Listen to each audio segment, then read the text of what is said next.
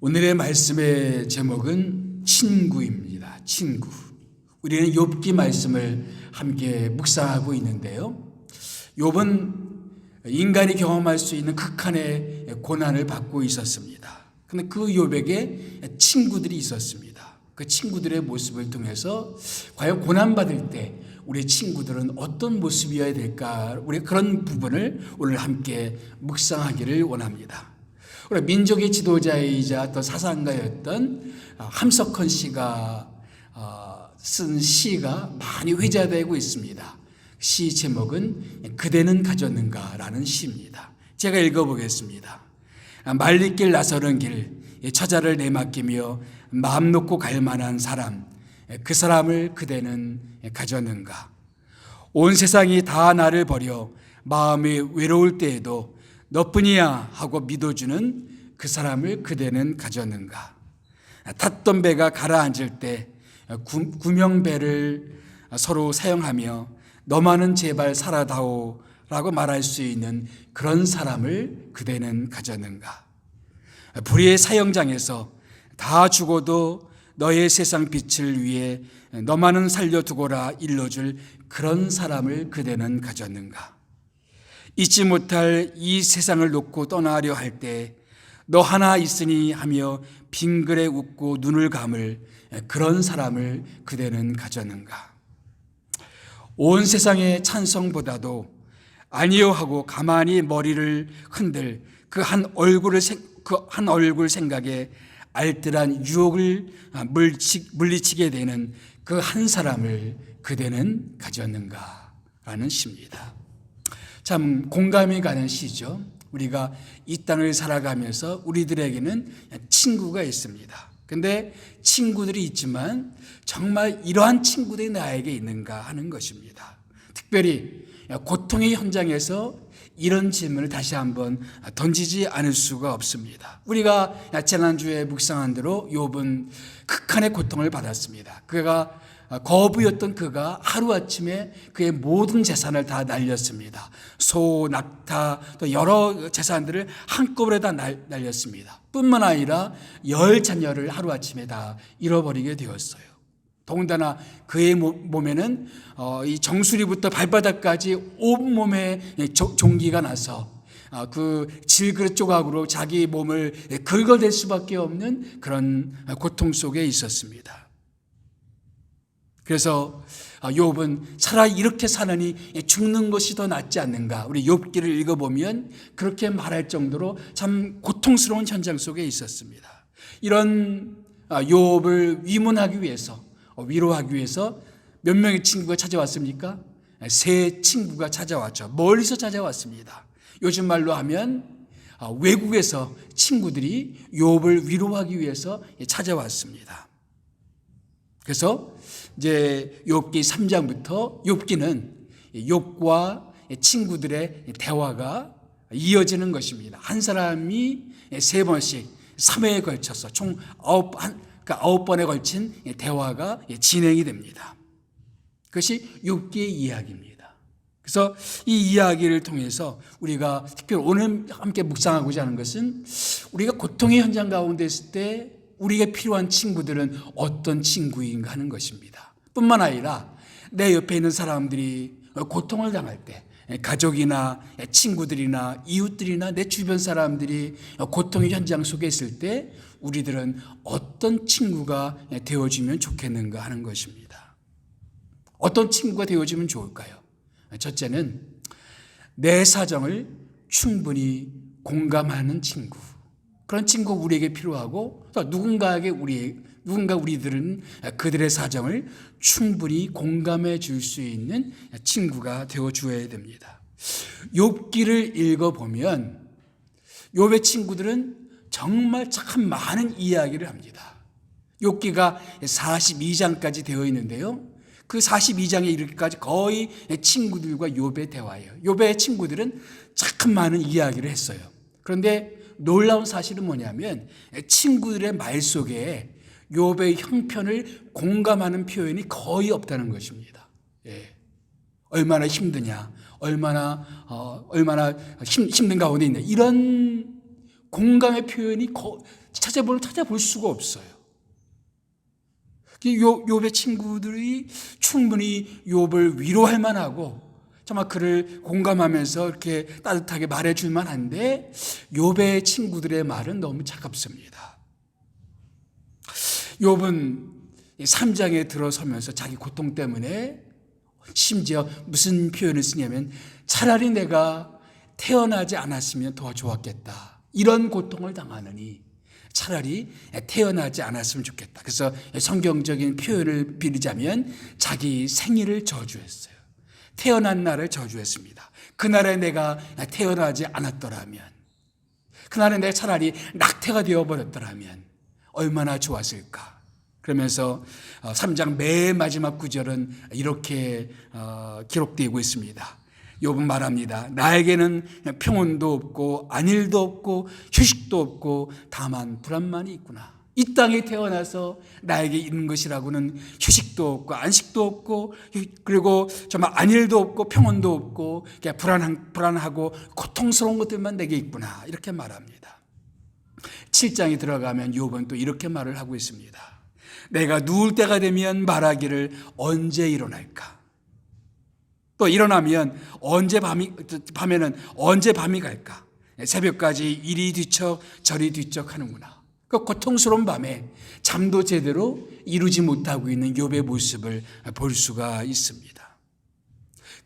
그의 몸에 난 그 종기 때문에 정말 짓물러서 심지어는 이런 형편이 되었습니다. 7장 5절 보면 내 살에는 구더기와 흙덩이가 의복처럼 입혀져 있고 내 피부는 굳어졌다가 터지는구나. 굳어졌다가 터지고 굳어졌다가 터지고 심지어는 구더기가 그의 몸에 가물거리고 이런 모습이 욥의 형편이었습니다. 그래서 차라리 욥은 이렇게 사느니 차라리 죽는 것이 좋지 않겠는가. 그래서 심지어 하나님께 저를 죽여주십시오라고 기도하기도 합니다. 7장 15절 16절 말씀 보게 되면 이러므로 내 마음이 뼈를 깎는 고통을 겪느니 차라리 숨을 막히는 것과 죽는 것을 택하리이다. 내가 생명을 싫어하고 영원히 살기를 원하지 아니하오니 나를 놓으소서 내 날은 헛것이니이다. 나를 놓으소서, 더 쉽게 말하면 나 좀 내버려 두십시오. 나를 좀 죽여 주십시오. 이렇게 사느니 차라리 죽는 게 낫겠습니다. 여러분, 욥은 신앙인이었습니다. 여러분, 신앙인들도 죽고 싶을 때가 있을까요? 욥을 보니까 있었어요. 욥도 말하기를 이런 숨 막히는 고통, 뼈를 깎는 이런 고통을 당하느니 차라리 죽는 게 낫겠습니다. 하나님 저 좀 죽여 주십시오. 이 땅에서 이렇게 사느니 차라리 죽는 게 낫겠습니다. 이렇게 말할 정도의 고통이 있습니다. 이 천류역정 책을 읽어보면 이 크리스찬이 나와요. 크리스찬이 순례길을 떠나는데 쭉 가다가 거인의 절망의 감옥이라는 데에 갇히게 됩니다. 거인에게 잡혀요. 절망의 거인이라는 그런 거인에게 잡혀서 감옥에 갇힙니다. 그리고 이 절망 거인의 쇠뭉둥이에 죽도록 매를 맞습니다. 그러면서 이 크리스찬은 어떤 생각이 들면 이런 고통을 당하느니 차라리 죽는 게 낫지 않는가. 또 이 거인이 그렇게 유혹을 하면 네가 살아봤자 맨날 이렇게 죽을 수밖에 없다. 선택은 두 가지다. 그냥 여기서 차라리 목숨을 끊든지 그렇지 않으면 이런 고통이 날마다 계속될 것이다. 어떻게 할래? 죽을래? 아니면 이런 고통을 계속 당할래? 그 사실은 사탄이 우리에게 속삭이는 말이기도 하죠. 우리가 정말 힘들고 어려울 때 너 그렇게 사느니 차라리 죽는 게 낫지 않아? 이렇게 사탄이 우리에게 속삭일 수도 있습니다. 여러분, 그리스도인들에게도 하나님을 잘 믿는 사람들에게도 죽고 싶은 그런 고통은 찾아올 수가 있습니다. 그런데 욥을 정말 힘들게 하는 것은 그런 육체적인 고통도 아니었고 그리고 어떤 마음적인 심적인 고통도 아니었고 정말 그를 힘들게 하는 것이 따로 있었어요. 욥기를 읽어보면 정말 그를 힘들게 하는 것이 뭐냐. 6장 4절에 그게 나와 있습니다. 다 같이 읽어볼까요? 시작. 전능자의 화살이 내게 박힘에 나의 영이 그 독을 마셨나니 하나님의 두려움이 나를 엄습하여 치는구나. 이제껏 욥은 하나님을 경외하며 하나님과 참 친밀하게 지내왔습니다. 하나님이 자기를 축복하신다고 믿고 그렇게 살아왔고 하나님 앞에 온전하게 흠없이 그렇게 살아왔던 사람이었습니다. 그런데 이런 고통의 현장 속에 욥을 가장 힘들게 했던 건 뭐냐면은 하나님이 자기를 대적하신다는 느낌이었습니다. 하나님이 자기를 미워하는 것 같아요. 여기 이 묘사는 무슨 묘사냐면은 전장터에 있는 궁수가 적군을 향해서 화살을 쏘는 것 같은 그런 장면을 묘사하고 있는 것입니다. 하나님이 나를 마치 원수 대하듯이 나에게 독화살을 쏘아대서 내가 그 독화살을 맞아서 이렇게 휘청거리고 있습니다. 왜 하나님이 나에게 이러시는지 나는 이해할 수가 없습니다. 영문을 할 수가 없습니다. 왜 이러십니까, 하나님? 왜 나에게 이렇게 하십니까? 이것이 욥을 힘들게 했습니다. 여러분, 우리가 하나님을 믿는 사람들에게 가장 고통스러운 것들은 그런 점입니다. 우리가 세상 사람들이 다 떠나가도 하나님이 나와 함께 하시면 우리는 고통을 이겨낼 수 있어요. 그런데 하나님마저도 나에게 등을 돌린다고 생각하면 우리는 설 자리가 없어요. 우리의 마지막 인생의 보루는 하나님인데 그 하나님마저 나에게 등을 돌리고 나를 원수 대합한다면 우리는 과연 어디서 설 수 있겠습니까? 욥이 그런 고통 속에 있었어요. 친구들마저도 자기에게 등을 돌리고 아내마저도 차라리 하나님 욕하고 죽어버리라 이렇게 말을 하고 그의 곁에 아무도 없었어요.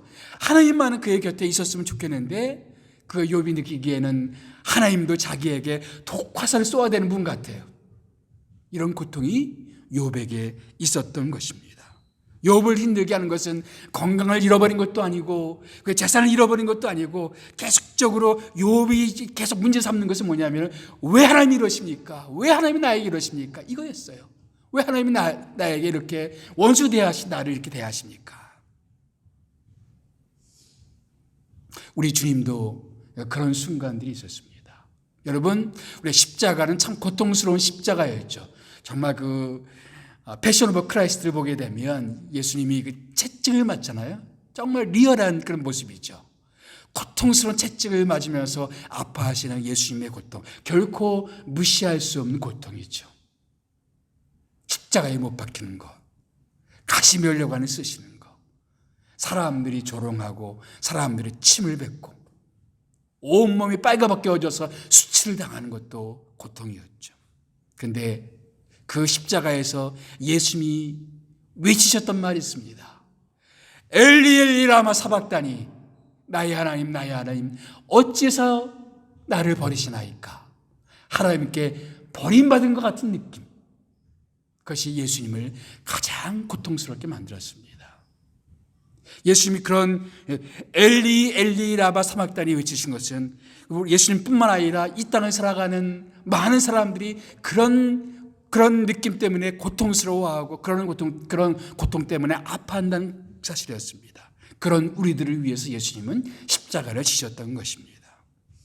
그런 순간에 친구들만이라도 자기 곁에 있어서 자기를 동정해 주었으면 좋겠는데 그 친구들은 그러하지 못했습니다. 충분히 공감할 만한데, 친구의 고통 가운데 함께 아파할 만한데 친구들의 말을 쭉 뒤집어 보면 욥에게 그런 표현들이 거의 없어요. 그래서 욥이 친구들에 대해서 이렇게 불평합니다. 6장 14절, 오늘 우리가 읽은 본문 말씀입니다. 낙심한 자, 나처럼 낙심한 자가 비록 전능자를 경외하는 것을 저버릴지라도 그의 친구들로부터 동정을 받아야 되지 않겠느냐. 너희들만은 나를 동정해주고, 여기 동정이란 말은 공감한다는 표현이에요. 함께 공감해주고 함께 아파하고 함께 힘들어해주고 그래 줘야 되지 않겠느냐. 너희들만은 그래 줘야 되지 않겠느냐. 사실 이것은 모든 고통의 현장 속에 있는 사람들이 원하는 바죠. 정말로 모든 것을 잃어버린다 했을 때 그래도 친구들만은 누군가는 나와 함께해서 나를 위로해주고 나와 같은 마음으로 나를 공감해주고 그렇게 함께 우는 자들과 함께 울고 아파하는 자들과 함께 아파하고 슬퍼하는 자들과 함께 슬퍼하는 그런 마음으로 옆에 있어 주기를 원하는 것입니다. 우리가 힘들어할 때 우리에게 필요한 친구들은 바로 그런 친구들이고, 누군가가 고통스러워할 때 우리는 그런 친구가 되어 주어야 된다는 것이죠. 근데 욥의 친구들은 그러하지를 못했습니다. 그래서 욥은 친구들을 마치 이렇게 묘사를 합니다. 6장 15절 말씀. 내 형제들은, 내 친구들은, 시작. 내 형제들은 개울과 같이 변덕스럽고 그들은 개울의 물살같이 지나가느나. 개울이란 말이 나오는데 이것은 이스라엘의 독특한 자연 현상을 가리키는 단어입니다. 와디라는 것인데, 와디는 뭐냐면은 이스라엘은 비가 거의 내리지 않는 건조한 기후잖아요. 그래도 한 번씩 폭우가 내릴 때가 있어요. 그러면 갑자기 물이 고이면서 개울처럼 흘러가는 지형이 있습니다. 그거를 와디라고 불렀어요. 원래 개울이 아니라 갑자기 비가 많이 와서 형성된 개울이었습니다. 이 개울은 금방 말라버려요. 잠깐 있다가 말라버리는 것입니다. 욥은 친구들의 우정이 그렇다고 얘기하는 겁니다. 너희들의 우정은 이렇게 개울과 같이 변덕스럽구나. 잠깐 있는 듯 하다가 내가 어려우니까 그 우정이 떠나가 버리고 그런 변덕스러운 친구와 같구나. 우리가 힘들고 어려울 때 정말로 우리가 필요한 친구들은 그런 친구들이죠. 그래도 감사한 건 뭐냐면 우리 주님은 우리들에게 그런 친구가 되어 주신다는 것입니다. 주님 우리에게 말씀합니다. 내가 과연 너희를 버리지 아니하고 내가 과연 너희를 떠나지 아니하리라. 때때로 친구들은 우리를 떠날 수가 있습니다. 형제들은 나에게 등을 돌릴 수가 있습니다. TV를 보면, 미디어를 보면 연예인 가족 중에서 가족 간에, 형제 간에 등을 돌리고 서로 고발을 하면서 사는 모습들을 우리는 접하고 있는데, 때때로 형제들도 우리들에게 등을 돌릴 수가 있고 부모도 우리에게 등을 돌릴 수가 있어요. 그런데 감사한 것은 우리 주님은 우리에게 약속해 주셨습니다. 나는 어떠한 경우에도 너희를 절대 버리지 아니하고 절대 너희를 떠나지 아니하겠다. 주님은 우리에게 그런 친구가 되어 주십니다. 우리가 고통 가운데 있을 때 우리들에게 어떤 친구가 필요할까요?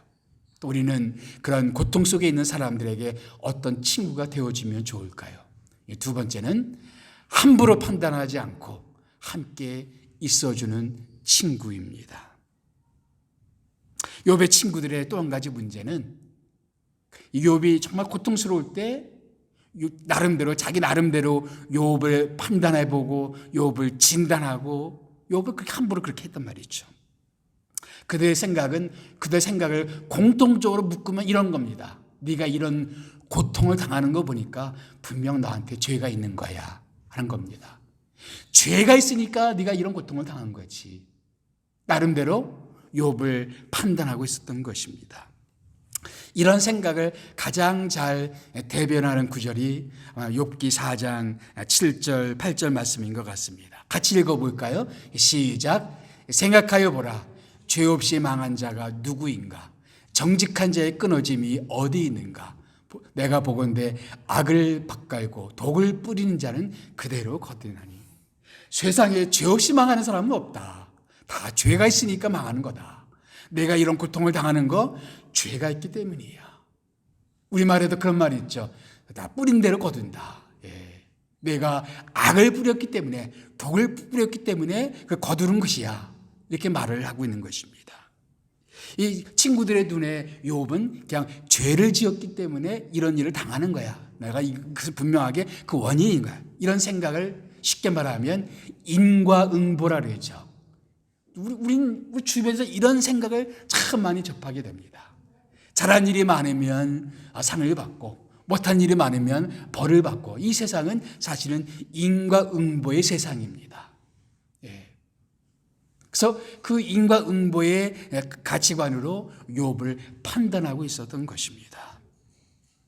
예를 들면 욥이 지적하고 있는 것 중 한 가지는 욥이 하나님께 화를 내고 있다고 생각하고 있었어요. 그래서 5장 2절 3절 말씀 보게 되면 우리 메시지 성경으로 읽어보면 이렇습니다. 어리석은 자는 욱하는 성질 때문에 결국 목숨을 잃고 미련한 자는 시기와 분노 때문에 죽는다네. 내가 직접 보았지. 어리석은 자들이 잘 되는가 싶더니 그들의 집이 순식간에 저주를 받더군. 하나님께 화를 내는 사람들, 분노하는 사람들, 이런 사람들은 저주를 받게 돼 있어. 여기 미련한 자라는 표현이 나오는데 성경에서 이 미련한 자는 하나님 앞에서 악한 사람의 어떤 대명사처럼 쓰이는 표현이에요. 악인들은 저주를 받을 수밖에 없어. 바로 악인들의 특징이 뭔지 아는가? 바로 하나님께 화를 내고 하나님을 원망하는 사람들이야. 자네가 지금 이렇게 하고 있지 않은가? 하나님을 원망하고 하나님께 화를 내고 또 잘 되는 사람들을 시기하고 이러고 있는데, 그런 사람들이 어떤 일을 당하는지 아는가? 하나님께 저주를 받아. 상처난 욥의 가슴에 소금을 뿌리는 격입니다. 더 아프게 만드는. 정말 내 옆에 있는 사람들이 정말 고통 가운데 있는데 어떤 사람들의 말은 이렇게 아픈 상처를 주는 말들이 참 많이 있습니다. 나름대로 자기 생각대로 함부로 사람을 판단하고 진단하고 정죄하고, 그래서 고통보다도 더 힘든 것이 주변 사람들이 이렇게 저렇게 하는 그런 말들이 우리를 더 힘들게 할 때가 종종 있습니다. 심지어 욥의 또 다른 친구였던 빌닷은 욥의 자녀들이 죽은 것을 이렇게 진단합니다. 내 자녀들이 주께 죄를 지었으므로 주께서 그들을 그 죄에 버려두셨나니. 자네 아이들이 죽은 거, 자네 자녀들이 죽은 거 왜 죽었는지 아는가? 죄가 있었기 때문이야. 겉으로 드러나지 않았지만, 사람들은 몰랐겠지만 무슨 숨긴 죄들이 있으니까 그 자네 아이들 다 죽은 거 아니겠는가? 이 말을 듣는 욥의 가슴은 얼마나 아팠겠습니까? 그런데 종종 우리들의 모습이 그러할 수 있다는 겁니다.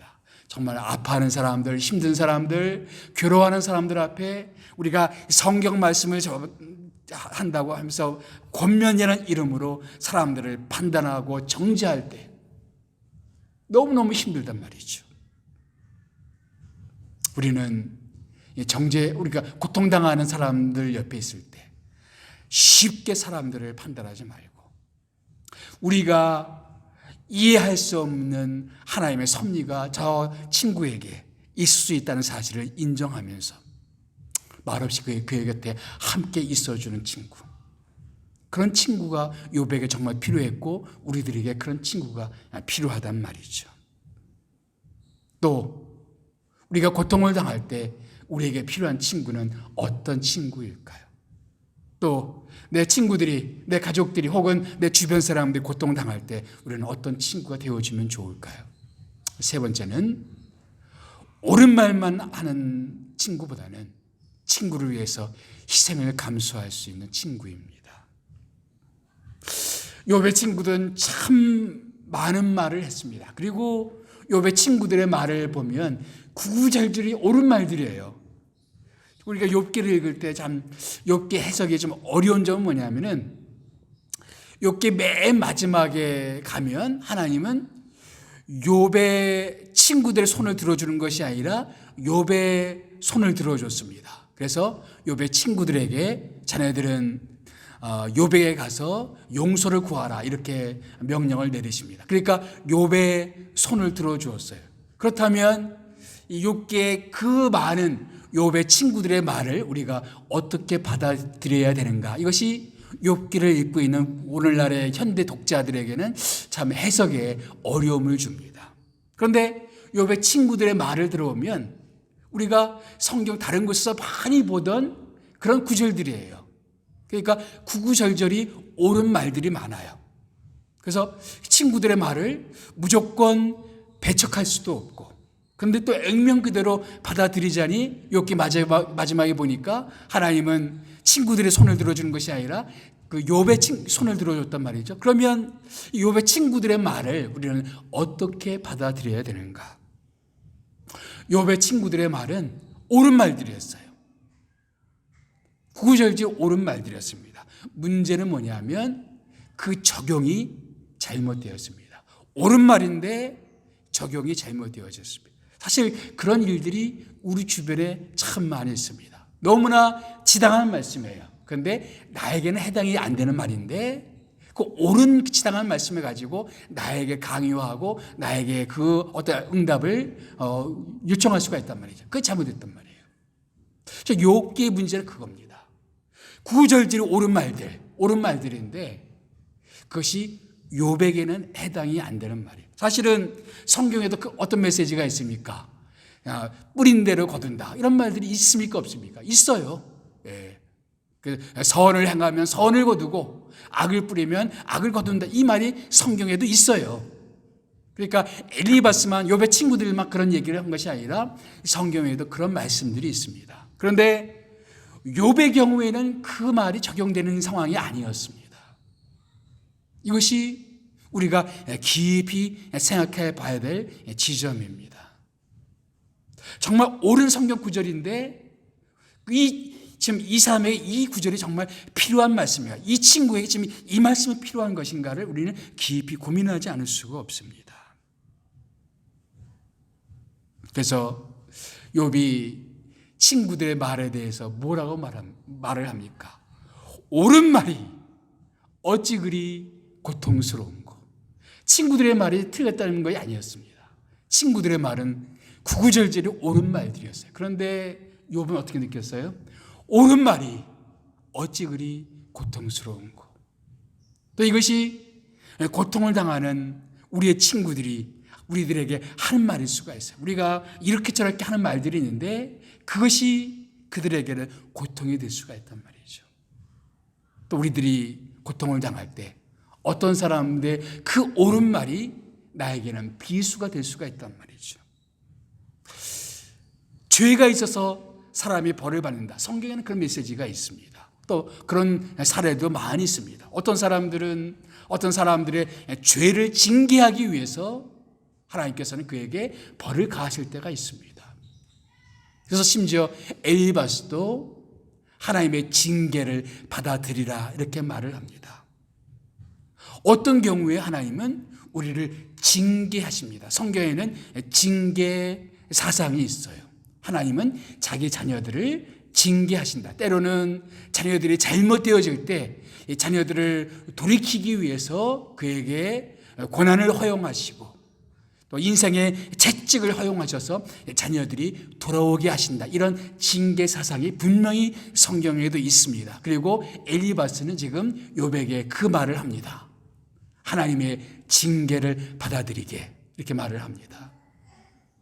그런데 욥의 경우에는 이게 해당되는 상황이 아니었습니다. 분명히 옳은 말인데 성경의 메시지이긴 한데 그것이 욥에게는 해당이 안 되는 말씀이었어요. 옳은 말이 얼마나 고통스러운고. 엘리바스가 욥에게 권면한 것들이 여러 가지가 있습니다. 5장 8절 말씀 보게 되면 나라면 자네 같은 상황이 되면 나는 하나님 찾겠다. 그러니까 내가 하나님께 의뢰하겠다. 하나님 앞에 버티지 말고 하나님께 대해서 원망하지 말고 하나님께 기도하고 하나님께 겸손하게 무릎 꿇고 하나님께 용서를 구하고 아마 숨겨진 죄가 있을 터인데 그 죄를 고백하면서 하나님께 나아가. 나라면 그렇게 하나님 찾겠다. 우리가 종종 어떤 사람들에게 이런 권면을 할 수가 있습니다. 나 같으면 그런 순간에 나 기도할 거야. 기도해봐. 기도하면 분명히 하나님이 응답해 주실 거야. 이렇게 지금은 어렵고 힘들지만 고통스러운 현장 속에 있지만 기도해봐. 기도하면 하나님이 분명히 당신을 도와줄 거야. 구구절절이 옳은 말인데 이 말이 누군가에게는 깊은 상처가 될 수 있다는 것입니다. 이 엘리바스는 기도하면 하나님이 어떻게 하실까 이렇게 말합니다. 하나님은 가난한 자를 강한 자의 칼과 그의 입에서 또한 그들의 손에서 구출하여 주시나니 자네가 기도하면 하나님을 찾으면 자네가 아무리 가난해지고 아무리 어려운 형편 속에 있다 할지라도 자네를 구출해 주실 거야. 구해 주실 거야. 이런 절망적인 상황 속에서 자네를 지켜주실 거야. 그래서 자네가 아무 희망이 없다고 말하지만 자네가 하나님께 기도하면 희망이 생겨. 기도하는 자에게 희망이 생겨. 이런 얘기입니다. 여러분, 이 말이 얼마나 은혜스러운 말입니까? 우리가 이런 권면을 합니까? 안 합니까? 이런 권면을 할 때가 많죠. 기도해봐. 기도하면 하나님이 분명히 자네를 도와주실 거야. 이런 상황에서 자네를 지켜주실 거야. 저도 그런 설교를 많이 하고 그런 권면을 많이 하고, 근데 이런 구절을 대하면서 참 고민에 빠졌어요. 우리가 하는 그 옳은 말들이 누군가에게는 비수가 될 수가 있다. 또 다른 친구였던 빌닷은 욥에게 이런 권면을 합니다. 내가 만일 하나님을 찾으면, 또 전능하신 하나님에게 간구하면, 기도하면, 내 마음을 청결하게 하고 정직하게 하면 하나님 반드시 너를 돌보실 거야. 내가 기도하지 않기 때문에, 분명히 내 마음 가운데 죄 문제를 해결하지 않았기 때문에 하나님이 지금 이렇게 하고 있지만, 내가 기도하고 마음속에 있는 죄에 대해서 고백하고 자백하고 회개하면 하나님이 당신을 돌봐줄 거야. 그래서 너에게 평안함을 주실 거야. 그래서 우리에게 아주 익숙한 구절이 많이 나오죠. 내 시작은 미약하였으나 내 나중은 심히 창대하리라. 우리가 어디 사업체 가면 이런 편말이 이렇게 붙어있는 보셨죠? 내 시작은 미약하였으나 내 나중은 심히 창대하리라. 이게 사실 욥의 친구가 욥을 공격하기 위해서 한 말이에요. 내 시작은 미약하였으나 내 나중은 심히 창대하리라. 내가 지금 기도하고 하나님께 회개하면 지금은 자네가 이렇게 미약한 모습이지만 나중에 지금보다 훨씬 나아질 거야. 심히 창대해질 거야. 기도해보게, 회개해보게. 어떻습니까? 얼마나 구구절절 옳은 말입니까? 그런데 욥은 어떻게 느꼈어요? 그 옳은 말이 어찌 그리 고통스러운고. 욥은 고통스러웠습니다. 자기에게 있는 그 어려운 그 옳은 말들이 자기는 너무 힘들었습니다. 욥이 이런 권면을 하는 것은 욥의 친구들이 이런 말을 하는 것은 나름 이해가 갑니다. 욥이 너무 고통스러울까 하는 말들을 보면 어떻게 들으냐면은 하나님께 불경하는 것 같아요. 하나님을 경외하지 않는 것 같고 하나님을 원망하는 것 같고. 오늘 아침 큐티 말씀에도 욥이 그런 고백을 해요. 나는 하나님이 의롭다는 거 알아. 인간이 하나님을 항거할 수 있다는 것도 알아. 하나님이 죽으라 하면 죽을 수밖에 없고, 하나님이 죄에 따르면 죄인일 수밖에 없는 거 알아.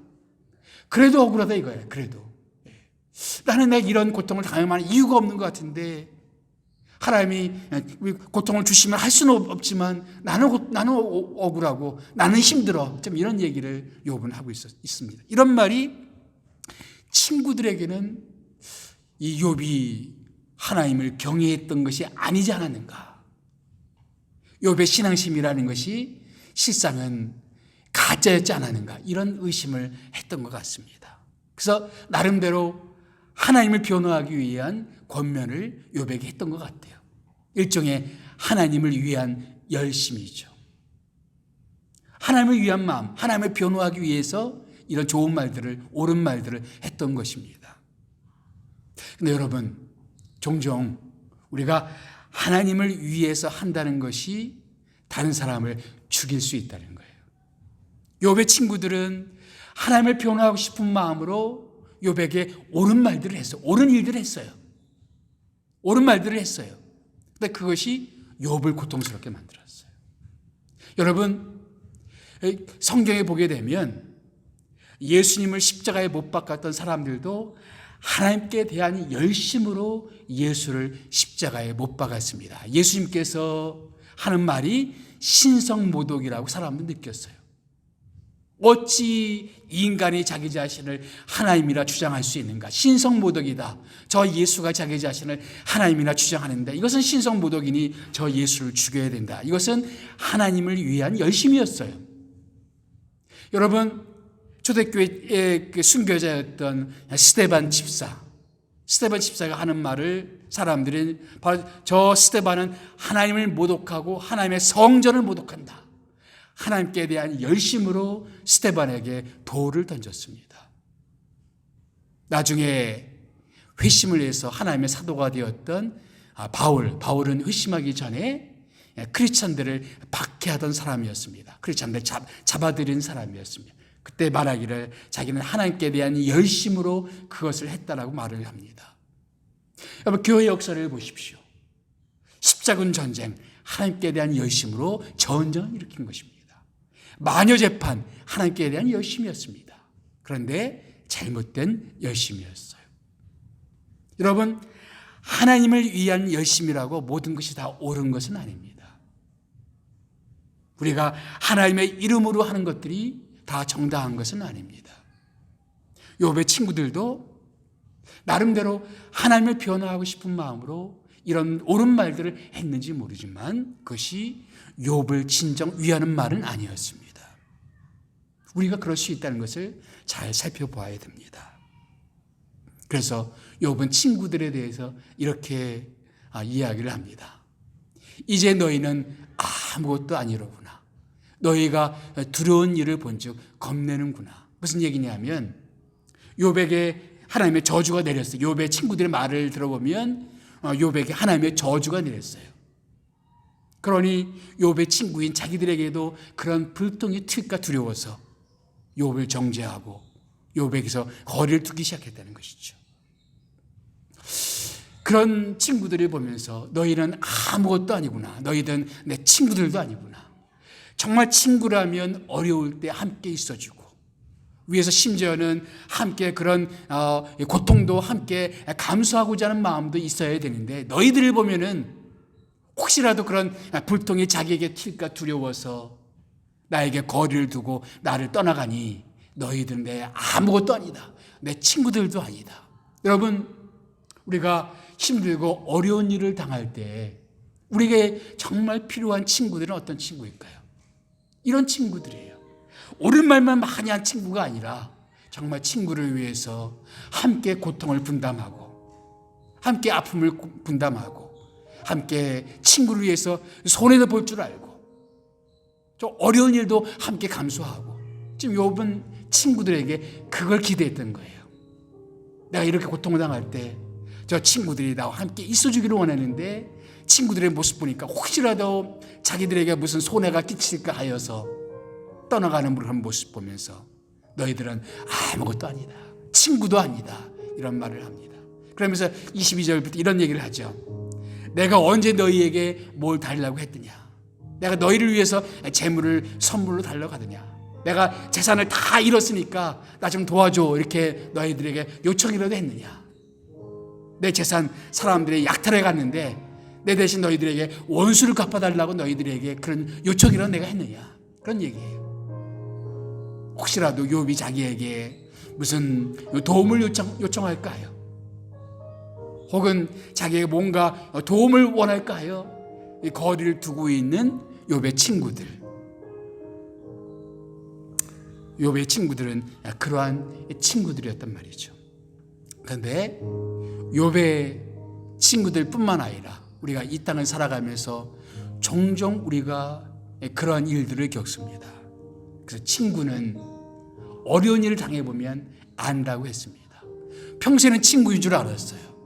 근데 내가 어려운 일을 당하니까 나를 떠납니다. 내가 조금 나에게 안 좋은 소문이 생기고 사람들이 나를 오해하는 일들이 생기면 혹시라도 그런 것이 자기에게 손해가 될까 해서 나를 멀리하고 가까이 하지 않습니다. 저도 이제껏 살아오면서 그런 경우들을 종종 경험했습니다.